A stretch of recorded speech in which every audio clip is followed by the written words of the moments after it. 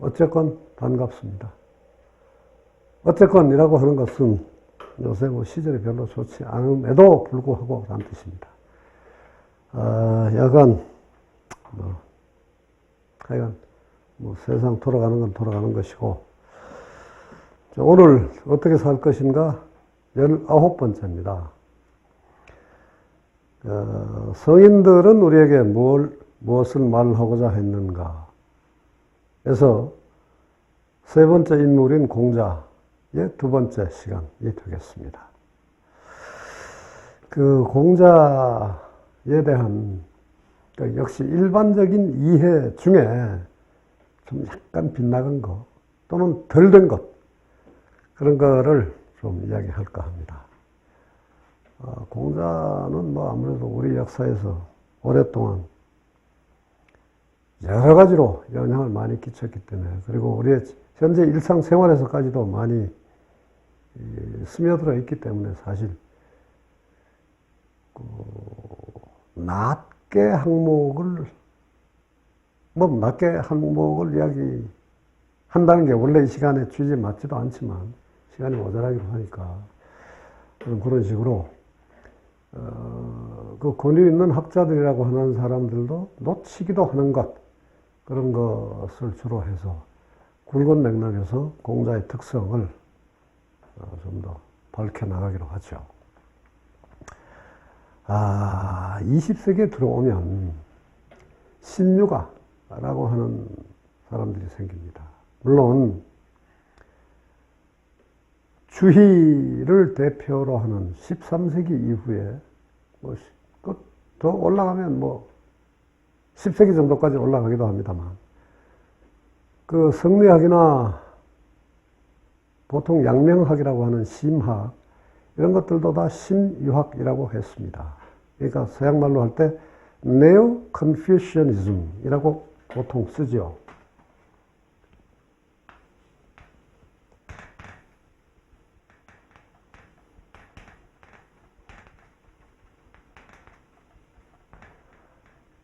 근데 지금 하는 이야기는 그게 아니라 20세기에 들어와서 중국이 온통 여러 혼란을 겪고 대만도 어지럽고 중국에서의 공자관이 서로 많이 달랐는데, 이 전통을 연구하는 학자들이 중국에서 특히 이제 대만에서 더 심하긴 했는데 견뎌나지 못하고 대규모 이민을 갑니다. 망명 같은 것이죠. 미국에서 중국학 내지 신유가의 학문이 많이 발달했는데, 그 전통시대의 신유가가 아니라 이 사람들이 뒤에 가면 80년대 이후에 가면은 전통 사상이 현대의 민주주의에 잘 부합하는 측면이 있다. 그걸 제대로 되살리면 앞으로의 지구, 인류 문명이 좀 더 화평하게, 조화롭게 발전할 수 있다. 이런 주장을 하게 됩니다. 그래서 이걸 보통 앞에 하나를 더 붙입니다. 현대 신유가라고 합니다. 현대 신유가. 그게 한국에서도 많이 사실은 지금 도입되어 있는데요. 물론 거기 많은 사람들이 있습니다만,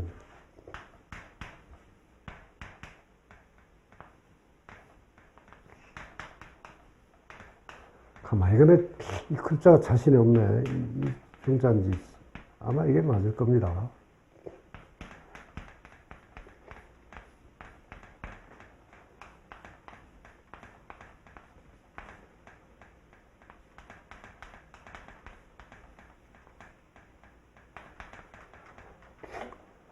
이건 거의 이제 미국인이 되어버렸기 때문에, 성중영, 부이훈 같은 사람은 필라델피아에서 봉직했는데, 물론 지금 퇴임했겠지만,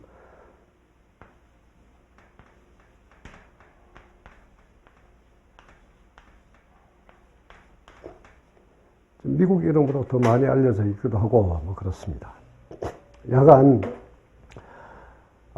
현대가 이제 자본주의가 극단적으로 발전하다 보니까 제국주의화하고, 또 기업 속에서나 국내적으로도 이 계급 간의 갈등, 대립이 아주 심해지고, 이러다 보니까 옛날에 이 사회 규범을 윤리의 측면에서 세우고자 했던 것에 착목을 해서 계급 간이나 계층 간에 서로 화합해서 살 수 있는 새로운 세계를 자본주의라는 틀 속에서 남아 민주주의와 결합해서 새롭게 조직해보자, 뭐 그런 생각들을 펼친 겁니다. 그게 이제 한국에 들어오면 아주 이상한 것으로 발전하는 경우들이 많은데, 가령 뭐 이승만 때부터 뭐 지금까지도 그렇죠. 가령 진박론 같은 것도 그 비슷한 걸 텐데,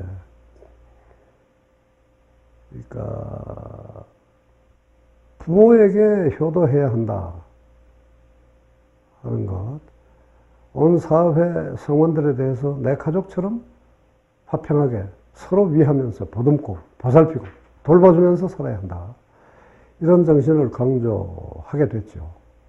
그 물론 매우 재밌는 책상이고 의미가 있는 것이죠. 그리고 현실 속에 제대로 받아들여진다면 좋은 일입니다. 이게 이승만에서 박근혜까지 이제 그 여러 정권들이 그 비슷한 이용을 꽤 많이 했을 텐데, 가령 지금은 또 일본도 이미 그 지나가 버렸습니다만, 일본은 평생 직장이 많았죠. 한국도 물론 그랬고. 그래서 왜 요새도 왜 조그만 업소에 보면 가족을 구합니다, 이런 광고가 나오지.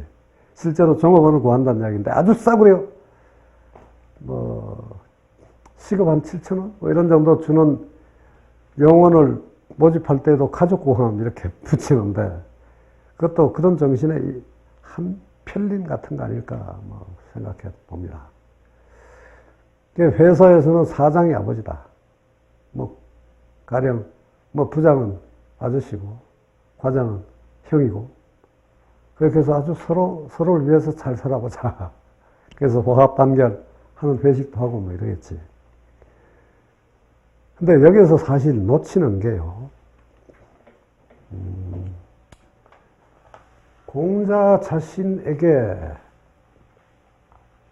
그런 요소가 가령 없는 것은 아닌데,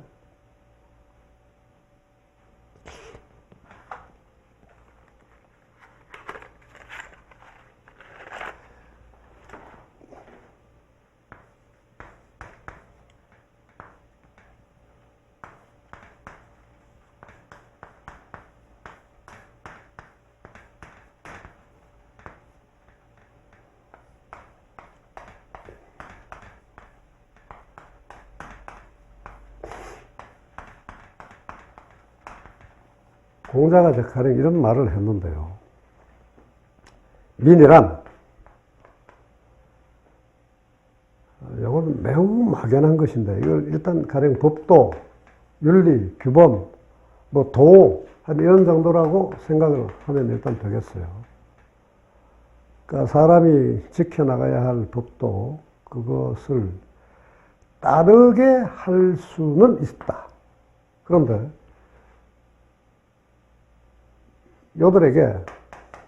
민에게 그 법도를 이해하도록 할 수는 없다 하는 말입니다.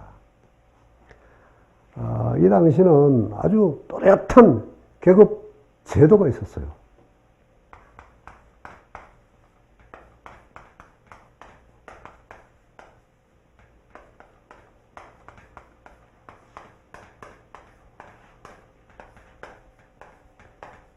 이 5가지 계급이 또렷한 제도적인 구분으로 있었습니다.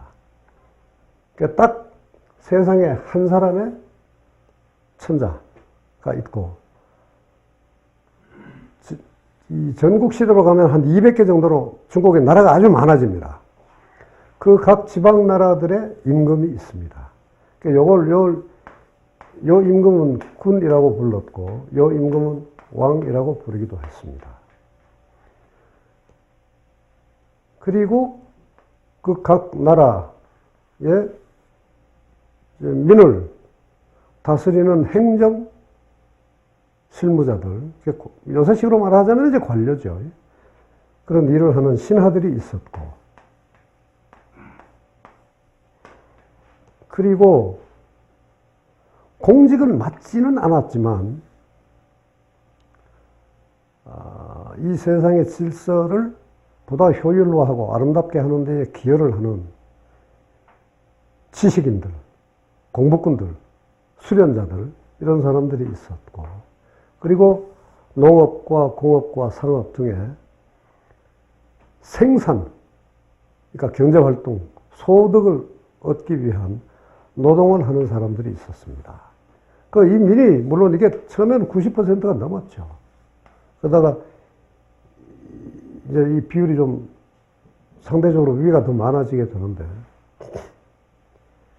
요건 하늘의 아들인데, 하늘의 아들은 딱 하나밖에 없는 겁니다.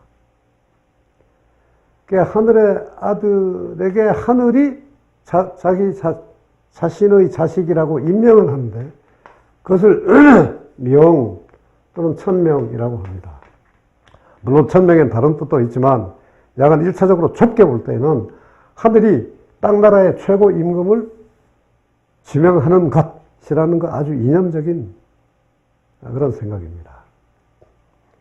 그리고 이 임금이 다시 땅덩어리를 떼다가, 땅덩어리를 뗀다, 봉토,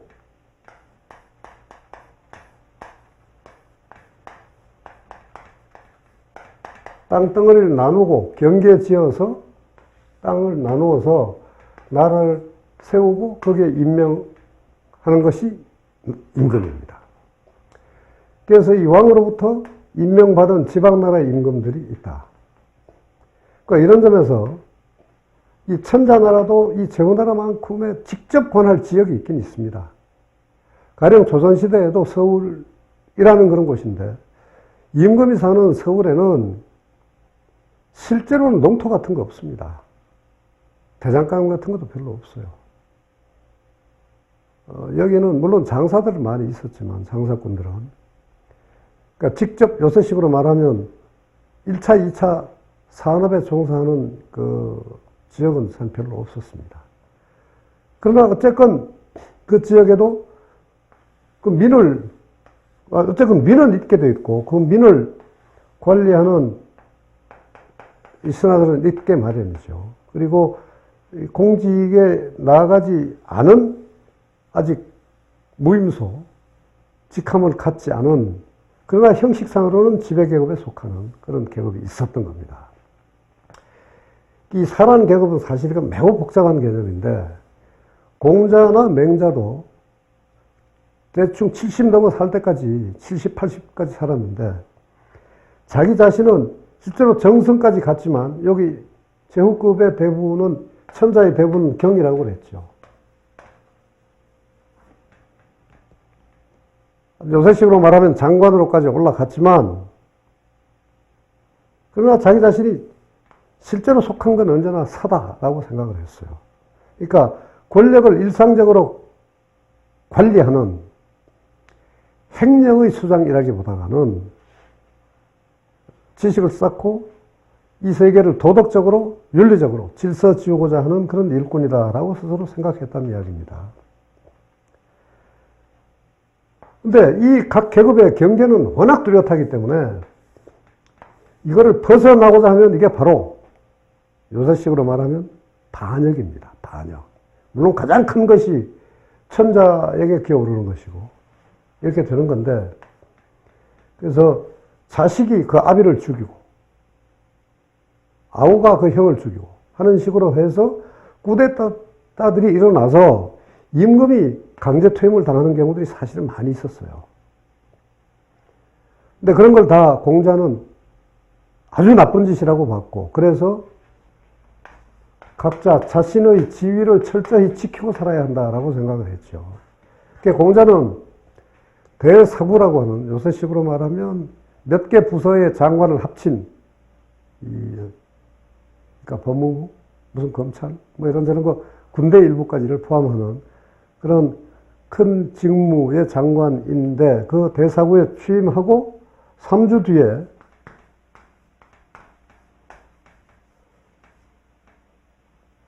소정묘, 이 소정이 성입니다. 이런 젊은 관료, 여섯식으로 말하면 아마 한 5급 공무원 정도 됐을 겁니다. 5급이나 6급. 그 사람을 사형을 시킵니다. 왜냐? 이 사람은 사실은 개혁군인데, 요새 우리 공무원 속에도 물론 있을 수가 있죠. 5급, 6급 정도 되면 30대, 40대로 아주 의욕이 넘치는, 그러니까 불의와 부정을 보고 가만히 있지 못하는 그런 사람들이 많겠죠. 그런 사람들이었는데, 그걸 보고 공자는 기어 오르는 것이다 라고 생각했기 때문에 잡아서 죽였습니다. 근데 하여튼 지금 아까 이야기로 돌아갑니다. 이 문장에 대해서 70년대까지로 거슬러 올라가는데 대만의 한 학자가 이랬어요. 이게 아주 공자가 보여준 민주주의 사상이다 이랬습니다. 민은 불일만 하면, 일을 시킬만 하면 그놈에게 실천하도록 직무를 주고 실천하게 하고 따르도록 하고, 불일만 하지 못하다 하면 불일만 하게 될 때까지 가르쳐라, 이해하도록 해라, 이렇게 해석을 했어요. 그래서 자질이 있는 놈에게는 직무를 맡겨서 세상이 온전하게 돌아가도록 공직 사회의 일원으로 받아들이고, 그게 안 되는 놈들은 소양을 키우는 일을 먼저 해라, 이렇게 된 거예요. 근데 사실은 공자 정신에 그런 건 없습니다. 그리고 공자는 10명의 뭐 빼어난 제자, 72명의 무슨 제자, 3000명의 전체 제자, 3000여 명을 가르쳤는데 그 중에 어떤 사람도 실제로 순수 민자재는 없습니다. 이건 뭐 확연히 없었다고 말하기는 좀 매우 어렵긴 한데, 그러나 원칙적으로 공자는 군자를 기르는 것, 군자가 나아갈 길을 가르치는 것, 그것을 자기의 임무로 삼았던 겁니다. 군자란 기본적으로 1차적인 의미가 뭐냐? 지배계급이라는 뜻입니다. 이거 전체가 군자입니다. 요 밑에 요것만이 소인입니다. 소인, 소민, 민. 이러는데 이 군자라는 말이 이제 공자와 맹자를 거치면서 의미가 조금씩 바뀌어 갑니다. 그래서 한 1000년이 지나가면 의미가 휙 바뀌어 버리는데, 1000년까지도 가지 않죠. 그러니까, 한나라 때. 공자가 죽고 나서 한 5, 600년 지나면 세상이 많이 바뀌게 됩니다. 그래서 군자란 지배계급을 의미하기보다가 지배계급, 피지배계급의 선이 휙 바뀌어버렸기 때문에, 그건 뭐, 다른 토막에서 이야기를 뭐 해야 될 것 같긴 한데, 이제 지배계급이냐 아니냐, 혈통 출신이 뭐냐가 아니라 제대로 인간다움을 닦았느냐 아니냐, 그러니까 덕이 있느냐 없느냐, 최소한의 지식과 덕성을 갖춘 놈을 군자라고 한다. 그렇지 못한 놈을 소인대라고 한다. 이렇게 의미가 바뀌었어요. 하여튼 그런데 공자 시대까지는 기본적으로는 군자는 지배계급에 속하는 사람을 의미했던 것이고, 공자가 가르친 사람들은 다 기본적으로 군자 또는 예비군자입니다. 그러니까 예비군자가 민 이어서 군을 올라간다 이런 게 있을 수가 없습니다.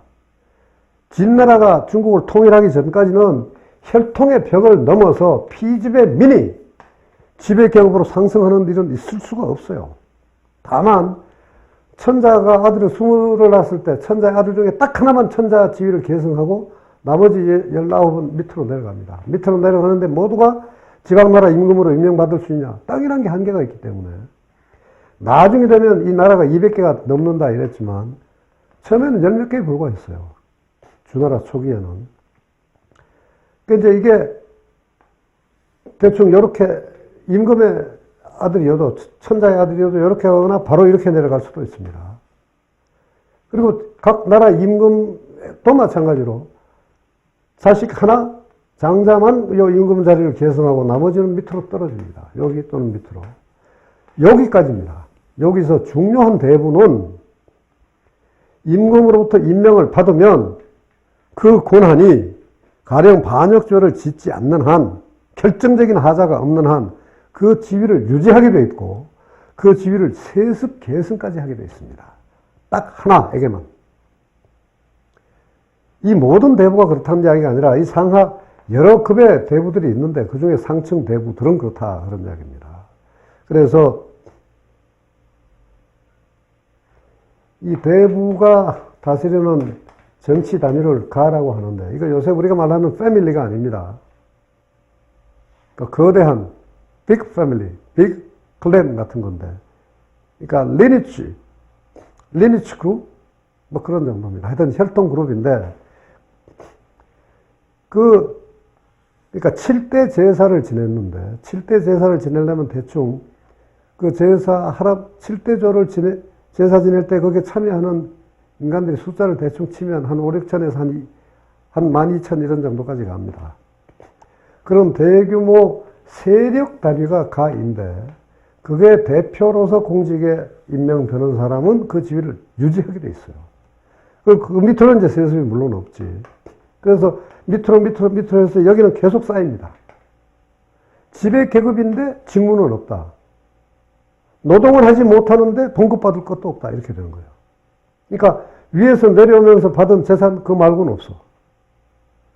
이게 이제 중요한 사회 불안의 요인이기도 하고 사회 활성화의 거대한 동력이기도 합니다. 하여간 이런 강력한 지배계급 구조 속에 있었는데 공자가 가르친 건 이 윗계급 사람들이었다 이거야. 그래서 아까 맨 앞에 해석한 것이 공자의 원래 뜻입니다. 민이란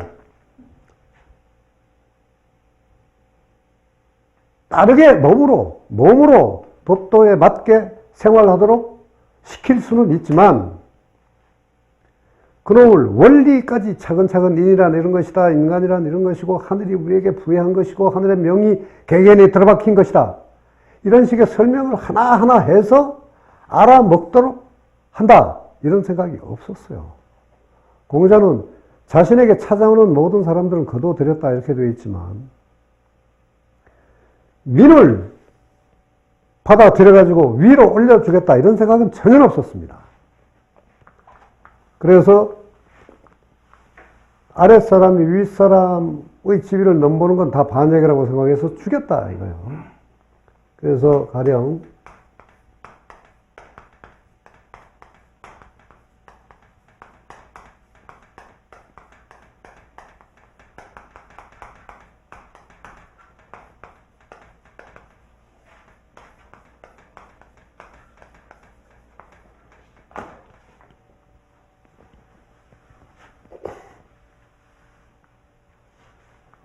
이게 논어에만 해도 이와 비슷한 뜻을 가진 문장이 수십 개가 나옵니다.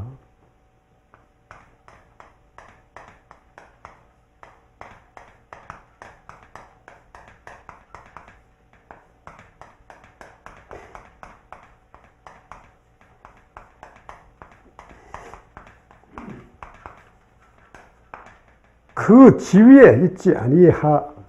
지위에 있지 아니하면 그 정사, 그 공적인 임무, 정책 이런 것들에 관해서 도모하거나 논의하거나 하지 말라. 그러니까 과장이면 5급 공무원이면 5급 공무원에 맞는 만큼만 자기 몫으로 고민하고 나머지는 위에서 시킨 대로 해야 합니다. 명령받은 한도 속에서 자신이 하급 방식을, 수단을 강구할 수는 있지만 그 이상 큰 거를 생각하면 안 되는 겁니다. 그래서 윗사람과 아랫사람, 특히 지배계급과 피지배계급, 군자와 소인이라고 하는 것은 명확한 경계선이 있는 그런 계급 성원들이기 때문에 서로가, 사실은 서로지만 일반적이긴 한데 서로 탓하지 아니하는 것, 비난하거나 비판하거나 하지 않는 것, 그것이 옛날부터 내려오는 법도이다. 요컨대 아랫사람은 윗사람에게 결코 기어올라서는 안 됩니다. 공자가 꿈꾼 거는 중국의 재통일인데 춘추 시대는 천자가 있었지만 사실 힘이 매우 약했어요. 천자는 모든 임금들을, 그 당시 수십 명은 됐을 텐데, 나라가. 춘추 시대면 한 100개 가까이 됐을 겁니다. 그 모든 임금들에 대한 진짜 임금, 요거는 임금들의 임금이란 뜻입니다. 사실은. 임금들의 임금으로서의 권위를 가져야 하는데, 그게 허수아비가 되어 있었거든. 그래서 천자가 제 지위를 가져서 하늘의 아들로서의 힘을 제대로 행사할 수 있는 중국 천하를 만들겠다 하는 게 꿈이었어요. 그러니까 곧 계급 질서가 정확하게 주나라 초기 시대로 올라갈 정도로 명확하게 질서 있게 되는 것, 자기 한계를 분명히 지키는 것, 그런 걸 꿈꿨던 겁니다. 그랬던 사람이 민을 가르쳐서 공무원으로 만들어가지고 하는 해석은 말이 안 되는 소리입니다. 근데 이제 대만 사람이 1970년대 그런 이야기를 한 거는 진해 조상나라 선현 가운데 20세기, 아까 20세기 신유가라고 했죠. 그런 정신이지. 우리 시대의 중심 가치인 민주주의가 중국에서는 이미 2500년 전부터 있어 왔다. 우리의 대표적인 성인 공자가 이미 이렇게 설파하셨다. 이렇게 말하고 싶었던 거예요. 그래서 이건 말이 안 되는 겁니다. 한 이런 식의 공자에 대한 몰이해를 가지고 오늘날 무슨 유도회나 성균관이나 이런 데에서 일부 편협하게 강조하는 것처럼 오늘날의 공자 정신을 되살리겠다 하는 건 옳지 않은 겁니다. 나도 내가 속한 문중에 가면 뭐 얌전하게 일단 행동하긴 합니다만, 그거는 그것이고, 그 집안 속에서 내가 형벌이 사람한테 형이라고 하는 거야, 뭐 자연스럽죠. 근데 이 공자를 민주적인 사상가였다 라고 할 만큼 이렇게 어거지를 부리면 안 된다는 것이죠. 더구나 무슨 회사 사장이 아비고 사원은 아들이니까 고분고분이 말 듣고 주는 돈 잘 받아갖고 아껴 쓰고 회사를 위해서 희생해라. 그건 말이 안 되는 겁니다. 옛날의 효처럼 지금 가령 고용관계에서 사장과 사원이 그렇게 일방적으로 가르치고 지시하고 한 놈은 배우고 받들고 이렇게 하라는 건 말이 안 되죠.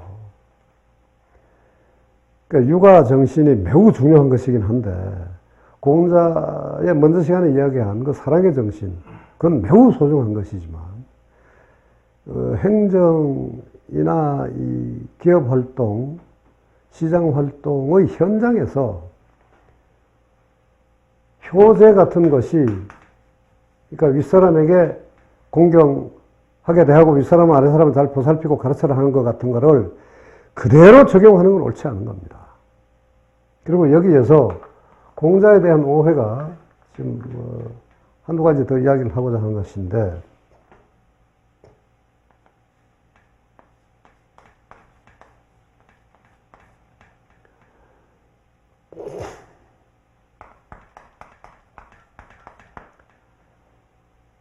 자, 육아윤리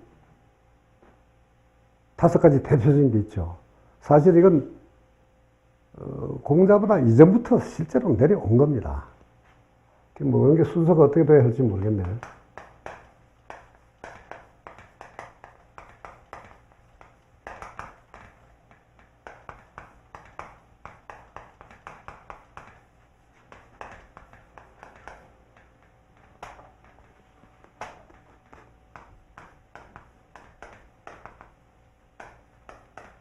유자 하나 빼기로 했으니까 빼버렸지.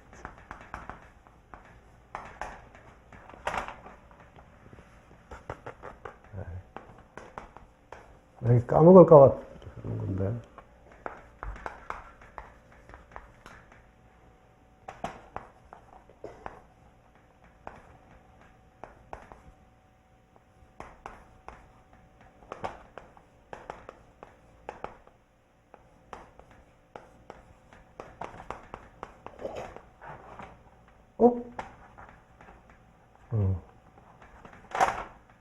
그러니까 이것이 이제 육아의 오륜인데요.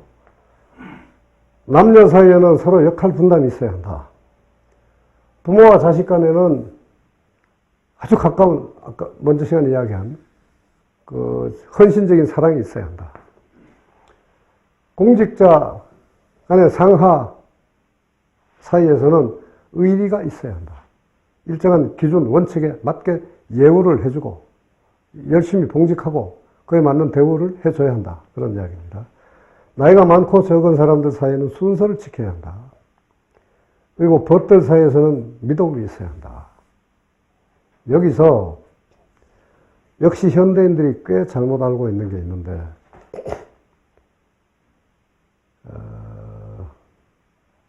왜 요새 그 친박론 같은 게 여기서 또 떠오르는데 임금과 신하의 관계는 이게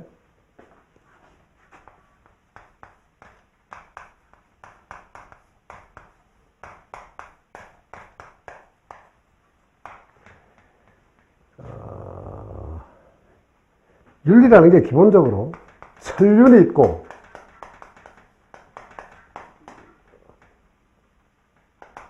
인륜이 있는데요. 천륜은 우리가 선택할 수 없는 겁니다. 그냥 운명적으로 주어져 있는 것. 그러니까 내 아버지가 누구가 된다 이런 건 정할 수가 없죠. 그러니까 천륜이죠. 어떤 편에서 보든지 간에 선택해서가 아니라 아비로 자식으로 규정되는 겁니다. 그리고 사실 이것도 천륜입니다. 왜냐? 남성과 여성이라는 게 하늘로부터 구분돼서 태어났다는 것하고 부부로 된다라고 할 때 옛날엔 연애 같은 게 원칙적으로 금지되어 있었죠. 부모의 승인이 있어야 하고 매파의 중개가 있어야 합니다. 그것 없이 개개인이 직접 만나서 결혼으로 골인하는 건 일종의 불법입니다. 이제 그런 점에서 다 이건 천륜입니다. 장유 당연히 천륜이죠. 나이가 많고 어린 건 선택하는 게 아니잖아요. 그러니까 이건 명확히 천륜입니다. 근데 요거 두 개는 좀 달라요. 천륜이라고 하는 건 뭐냐? 내가 선택할 수 없다 하는 거란 말이죠. 바꾸어 낼 수가 없다. 근데 그러니까 끝까지 유지가 될 수밖에 없다는 뜻입니다. 그런데 이거는 그렇지 않은 겁니다. 부모 사이나 군신 관계는 의리로서 맺어진 것이기 때문에 이 의리가 깨지면 다시 말해서 임금이 신하에게 모욕을 준다든지 일을 시켜먹고 충분한 복록을 주지 않는다든지 나쁜 일을 시킨다든지 어디 가서 어디가 어떤 인민에서 뭘 착취해와 라는 부당한 명령을 한다든지 신하가 지가 해야 할 일을 제대로 하지 않고 임금에게 시비만 한다든지 자기 지역 인민을 못 살게 군다든지 하여튼 뭔가 잘못하는 게 있을 때 그 기본 원칙에 어긋나는 일을 어떤 한쪽에서 하면 다른 한쪽에서는 파기할 권한이 있는 겁니다. 그 신하는 사직할 자격이 있는 것이고 임금은 내쳐서 파직할 권한을 가지는 겁니다. 벗들 사이에서도 이거는 기본적으로 원래 동당, 그러니까 이 무리를, 당자입니다. 무리를 함께 하는 게 붕이고, 뜻을 함께 하는 것이 지다, 뭐 이러는데, 어쨌건, 이 신의가 있어야 하는 것인데, 이거를 깨뜨리면, 부부관계는 금방 절개해버리면 그만입니다. 그래서 이 두 가지는 인간이, 개개인이 선택할 수 있고, 깨버릴 수 있기 때문에 인륜입니다. 인륜이기 때문에, 지금 시대 무슨 대통령이 임금이니까 그 신하는 한 번 신하는 영원히 신하다 어쩌고 하는 거. 뭐 내침을 당한 놈도 다시 당선되면 가서 여왕 폐하께 충성하겠습니다라는 충성 맹령하는 거. 진짜 가까운 사람 제대로 나타나 봐. 뭐 배신의 정치가 가장 싫어라고 한다든지. 배신의 정치 물론 나쁘지만 한 번 임금은 영원히 임금이다 같은 그 관념이 지금도 살아있다는 거예요. 매우 잘못된 겁니다. 공자를 민주주의 사상가라고 보는 거는 물론 과한 거지만 이거는 그보다 훨씬 과한 겁니다. 공자 자신조차도 임금이 트릿하면 그 자신이 여러 번 했고 이미 학생들에게 후손들에게도 교훈으로 남겼어요. 임금이 올바르지 않으면 그게 공직으로 나가지 마라. 나갔어도 임금이 트릿하다 하면 박차고 나와라. 그때 군신관계는 끊어지는 겁니다. 충성과 예우라는 게 신하는 충성을 하고 임금은 예우를 한다 하는 것인데, 이 예우가 올바르지 않거나 의리에 맞지 않으면 충성은 바칠 필요가 없는 거예요. 이것이 공자정신이고 맹자정신이고 육아의 대원칙입니다. 그래서 허투루 자본주의 사회에서까지 와서까지 무슨 아비니 남자니 임금이니 나이가 많으니 이런 걸로 해갖고 지킬 걸 지켜야지 라고 하는 건 다 헛소리다 그런 이야기입니다. 그러니까 육아윤리는 그렇게 콜타분한 게 사실은 아닙니다. 그 점에서 우리는 그 오해를 깨뜨려야 한다 그런 이야기입니다. 그리고 이제 육아윤리에 대한 일반적인 오해 중에 또 하나 이제 지적해야 할 게 있는데, 이것도 꽤 묵직한 이야기입니다. 윤리라고 아까 했는데, 이 윤자는 기본적으로는 무리라는 뜻입니다. 무리.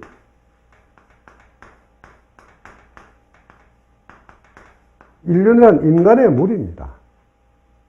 그리고 그 바로 인이라고 하는 것이 사람이 지켜야 할 하늘로부터 명을 받은 절대 의무인데, 그것이 사람들이라는 의미도 있었잖아요.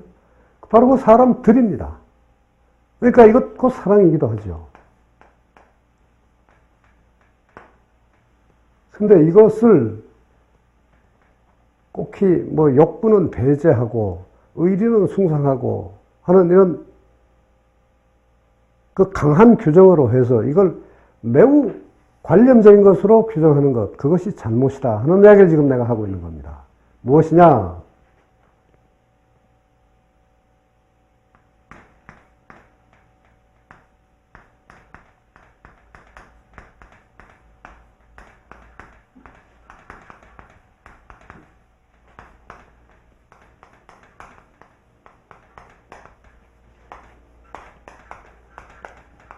이것도 육아에서 법전 비슷하게 내려오는 대원칙입니다. 이거는 man and wife가 아니고 그냥 남자, 여자입니다. 한 남자와 한 여자가 같은 방에서 살아가는 것, 물론 이제 나중에 부부가 된다는 이야기지만, 그것이 인간 윤리의 시작이다, 바탕이다, 뿌리다, 그런 이야기입니다. 그러니까 아까 오륜이 나왔지만 사실 이 점에서는 부부 관계가 가장 근원적이죠. 사람이 재생산되지 않고 인류가 존속합니까? 그러니까 나중에 불교를 배척하는 논리에도 중요한 게 있는 것인데, 욕구를 금한다가 강하게 가다 보면 결혼하지 말라 이렇게 되면 그럼 후손 어떻게 나옵니까? 뭐 그 아무리 그래도 뭐 유전자 이식해서 어쩌고 그거 얼마나 골골스러워.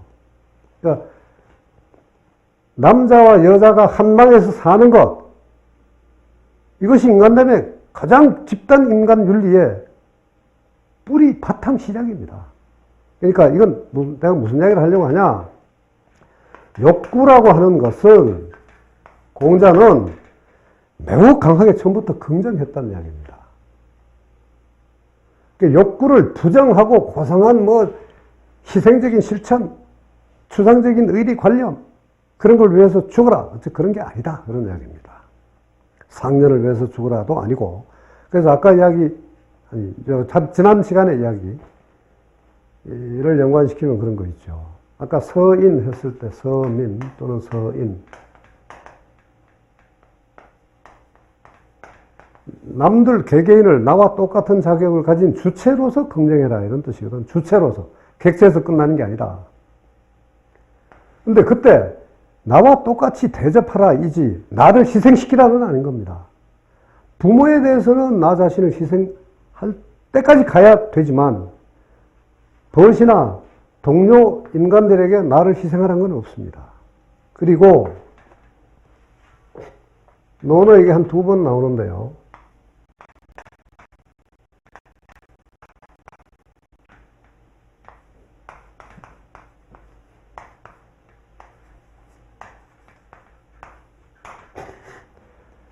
이 당시 사람들은 뭐 지금도 사실 그렇겠지. 인간의 욕구 중에 가장 기둥이 되는 것, 기본이 되는 게 두 가지였습니다. 영양 섭취, 먹는 거와 번식하는 겁니다. 근데 공자는 공부해라, 수련해라, 인간됨을 제대로 닦아나가라 라고 했지만 공부를 좋아하는 것을, 요건 사실 여기서는 뭐 대충 그때는 다 남성만을 주체로 삼았던 화법이니까 이건 대충 여자라고 봐야 됩니다. 이쁘고 젊은 여자를 보고 좋아하듯이 해라 라고 했어요. 그냥 무심히 지나갈 수 있지만 실은 이게 전제가 되어 있는 겁니다. 이건 이미 긍정해 있고, 니네 이쁜 여자 보면 다 뭐 스물거리고 간지럽고 하지. 그때 그 좋아하는 것, 거기에 끌려가는 것처럼 너 자신이 사람됨을 키워가는 것, 거기에서도 나 자신을 그렇게 끌어가라, 그런 뜻입니다. 그리고 뜻이 아까 글자는 좀 다르지만